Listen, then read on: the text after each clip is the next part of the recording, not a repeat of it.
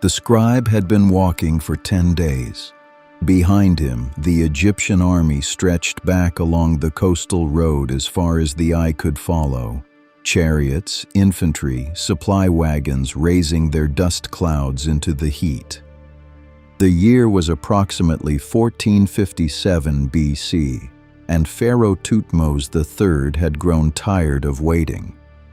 The Canaanite city-states had used the years of his regency to drift away from Egyptian control, and now a coalition had assembled. Dozens of princes gathered at a single fortified city commanding the most important pass in the ancient Near East. The scribe's name was Chianani. His job was to record everything. Thutmose had called his officers together at a town called Yehem, 2 days' march from the target. 3 routes to Megiddo. The northern and southern roads were wide, manageable, safe. The central route, a narrow pass through the hills barely wide enough for a chariot, led straight to the city. His officers counseled against it. To enter a tight defile with an enemy waiting at the far end was to risk annihilation. Thutmose chose the narrow pass. He led his army through in a single column that stretched, by Chianani's count, for over a mile. And when the Egyptians emerged on the other side, the Canaanite coalition was exactly where Thutmose had calculated they would be, guarding the wide roads, not the dangerous one. Chianani wrote it all down. His account, inscribed on the walls of the Temple of Amun at Karnak, is the earliest detailed battle record in human history. It was fought at a place the Egyptians called Makati. The Hebrews called it Megiddo. And 1,500 years after that battle, a vision of the end of the world would gather the armies of all nations to a place called Armageddon, the Mount of Megiddo. In Greek, that became Armageddon, then Armageddon. Because of this single hilltop in northern Israel, that word entered every language on earth as the ultimate name for the end of time.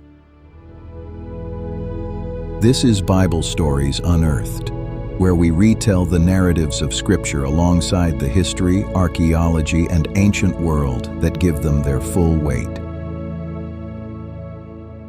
Today, the extraordinary story of Tel Megiddo, the hilltop fortress that witnessed some of history's most consequential battles, yielded some of its most stunning archaeological treasures, and ultimately lent its name to the final confrontation at the end of time.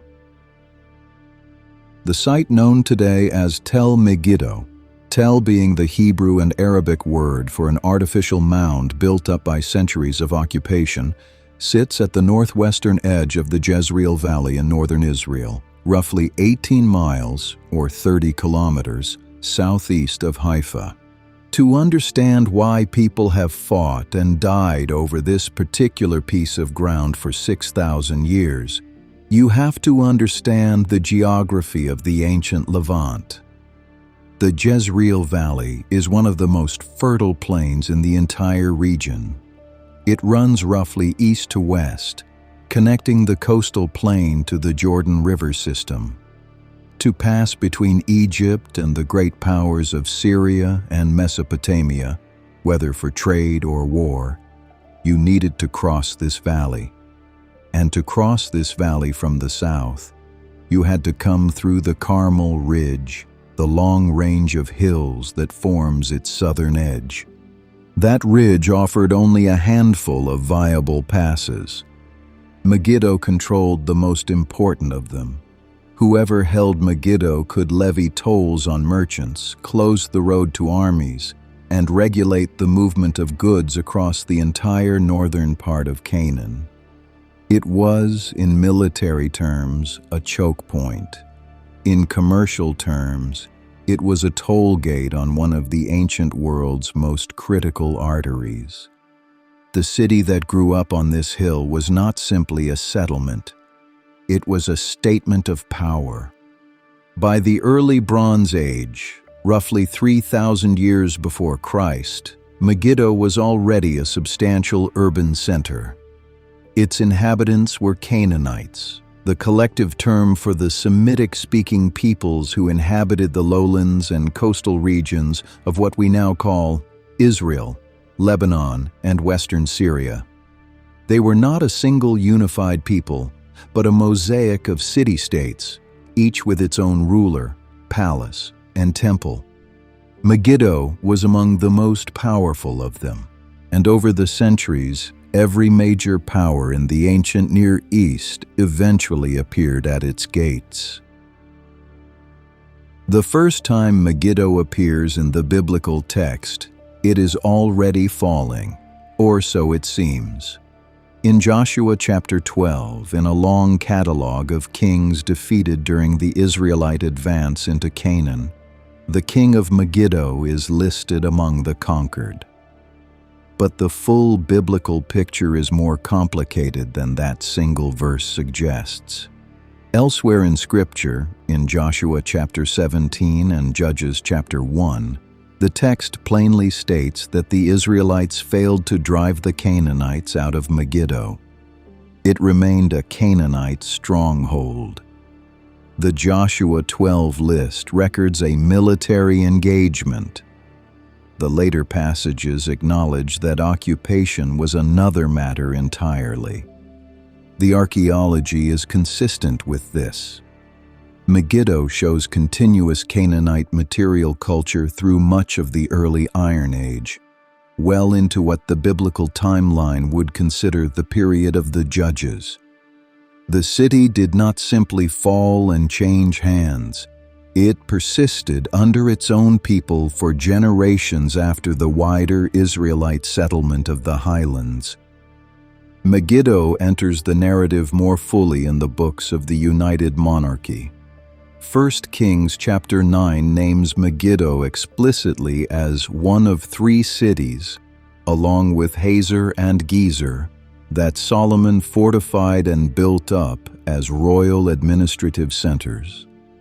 The text links this building program to Solomon's use of forced labor, men from the conquered peoples of Canaan employed to construct these garrison cities. For decades, this passage was treated by archaeologists as a straightforward guide. When excavators in the mid-20th century uncovered a massive 6-chambered gate at Megiddo that closely matched similar gates at Hazor and Gezer, Israeli archaeologist Yigael Yadin concluded they were looking at Solomon's building program in stone. The famous Solomonic gate at Megiddo became one of the signature pieces of biblical archaeology. 3 cities, 1 architectural blueprint, 1 royal builder. That consensus has been significantly complicated since. Israel Finkelstein and the Tel Aviv University team, who have led excavations at Megiddo since the mid-1990s, have argued on the basis of pottery sequences and radiocarbon dates that the gate and associated structures belong not to the 10th century BC, Solomon's era, but to the 9th century, the era of the Omride dynasty and its kings. The mainstream academic consensus places the structures in either the late 10th or the 9th century BC. Which specific king's hand is behind them is where the disagreement lies, and it remains unresolved. What is not disputed is this. At some point in the Iron Age, Megiddo became one of the most impressively engineered cities in the ancient Levant. Archaeologists uncovered 2 large stable complexes, long rectangular buildings with stone pillars that divided them into 3 aisles and stone troughs that have been identified as feeding mangers. The structures could have housed hundreds of horses. Whether they served as royal cavalry stables, as trade facilities for merchants moving horses along the Via Maris, or primarily as storage facilities is still discussed. The feeding troughs and tethering posts are clear. Their precise function continues to attract scholarly attention. More dramatic still is the water system. The city's spring lay outside the walls. In peacetime, that was manageable. Under siege, it was a death sentence. So someone solved the problem in the dark. Workers cut a vertical shaft straight down through the bedrock inside the city walls. 37 meters deep, roughly the height of a 12-story building, chiseled by hand through solid rock. At the bottom, they drove a horizontal tunnel more than 60 meters through the hillside to intercept the spring below.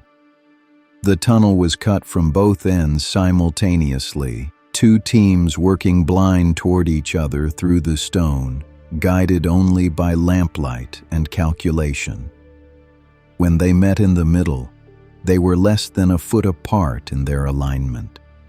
The spring's external opening was then concealed, denying any attacker both the knowledge of its location and access to the water. The city could now outlast a siege. It had secured the one thing every army needs more than walls.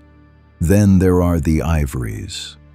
In the ruins of a late Bronze Age palace, built while Megiddo was still under Egyptian influence, roughly the 13th and 12th centuries BC, archaeologists from the University of Chicago's Oriental Institute expedition discovered a sealed room containing one of the great treasures of ancient Near Eastern art. 382 ivory objects, carved from hippopotamus tusks sourced from the Nile. The scenes depicted a royal procession, a lion hunt, figures in Egyptian, Canaanite, Aegean, and Assyrian styles, represent the full international world of the late Bronze Age passing through this single city. Among the pieces was an ivory pen case bearing the cartouche, the royal seal, of the pharaoh Ramesses III, placing the horde's final deposition in the mid-12th century BC. This was a city at the crossroads of the world, and the world's wealth passed through its gates. But Megiddo's biblical story did not end in wealth and engineering. It ended in grief. In 609 BC, a good king made a fatal decision at the foot of this same hill. Josiah, king of Judah, was remembered by the biblical writers as the most faithful of the later kings, a man who had found the book of the law in the temple, who had torn down the high places where foreign gods were worshipped, who had reinstated the Passover with an observance not seen, the text says, since the days of the judges.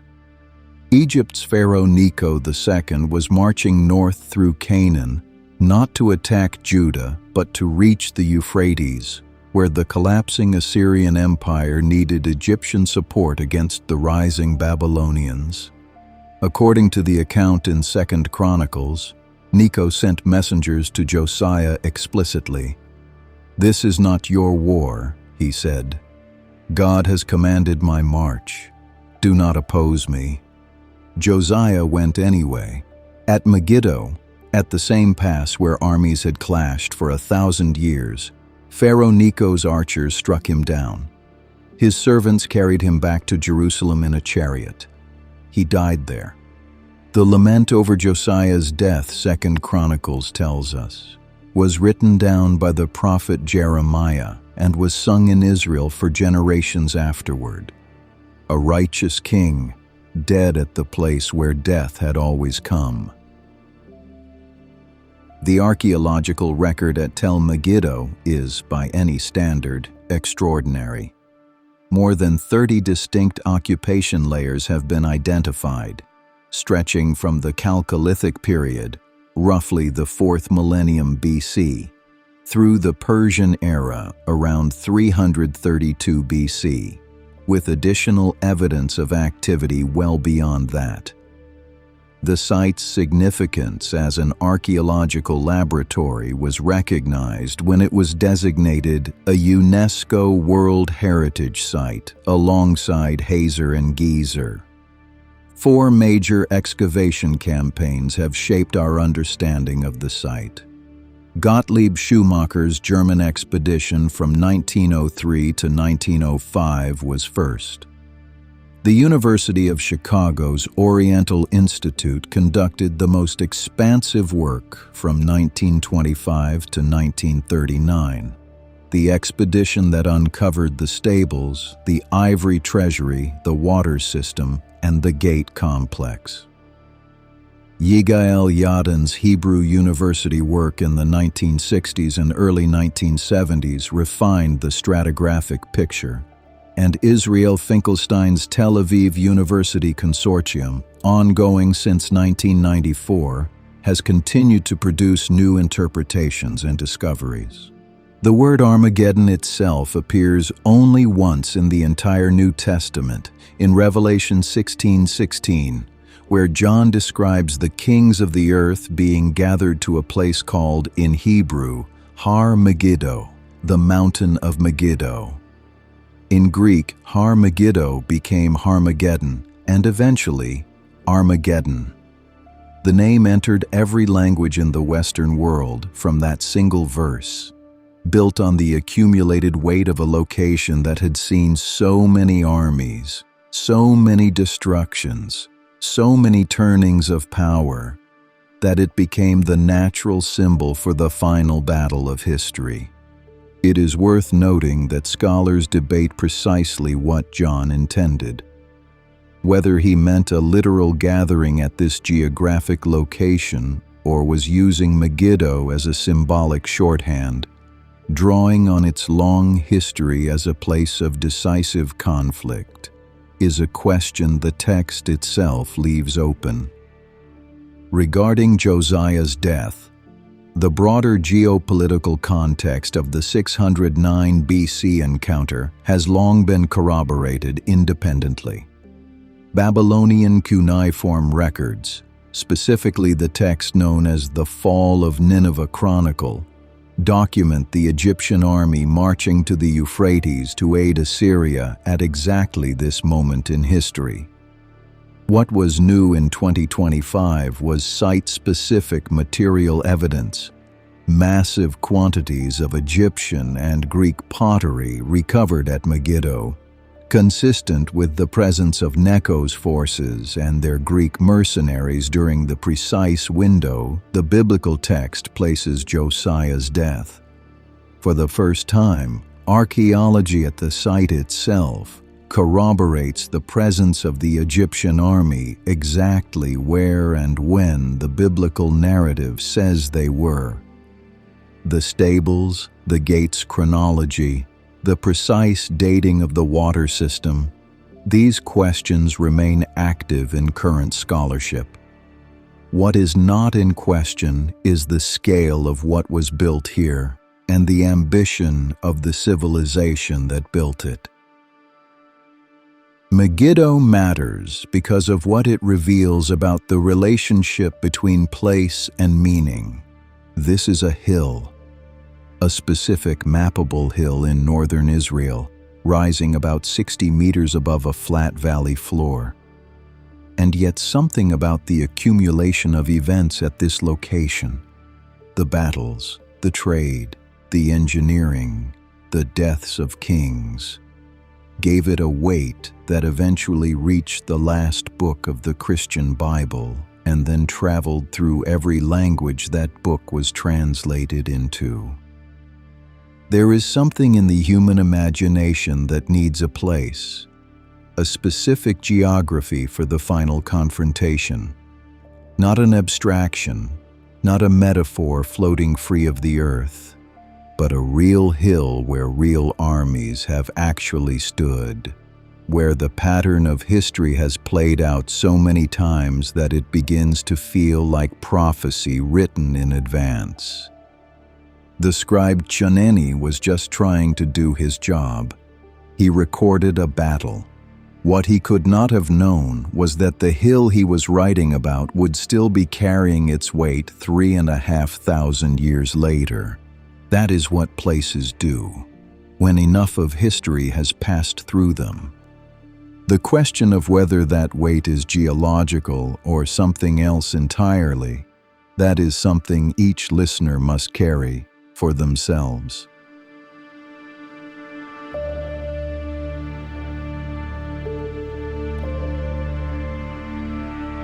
Thank you for being here. This story has been told. Subscribe and return to Bible Stories Unearthed. The book is open. Let's unearth more.